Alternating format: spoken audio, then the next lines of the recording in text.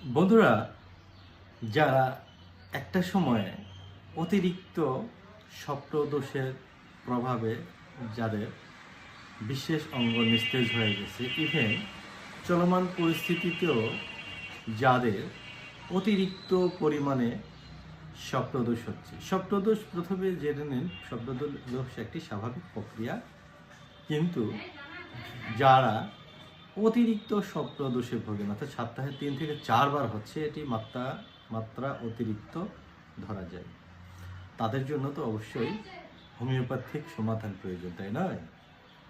So সেই ক্ষেত্রে মাত্রা অতিরিক্ত স্বপ্নদোষ নিয়ন্ত্রণের জন্য হোমিওপ্যাথিতে একটি মেডিসিন আছে, যেটির নাম হচ্ছে সালিস নাইট্রা, ঘরোয়া রিমেডি।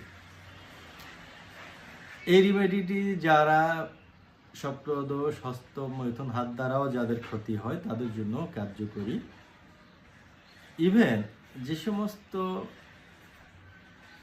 স্ত্রীদের স্বামী বিদেশে থাকে, তাদের অতিরিক্ত যে চাহিদা এটি নিয়ন্ত্রণ করতে কাজ করে সালিস নাইট্রা। যেহেতু এটি স্বপ্নদোষ নিয়ন্ত্রণ করে, এটি অতিরিক্ত চাহিদাও কমিয়ে দেয়। এটি খাবার নিয়ম হচ্ছে 10 থেকে 15 ফোঁটা 3 বেলা খাবারের পরে সামান্য পানি সহ সেবন করতে হবে, তাহলে সবকিছু নিয়ন্ত্রণে আসবে।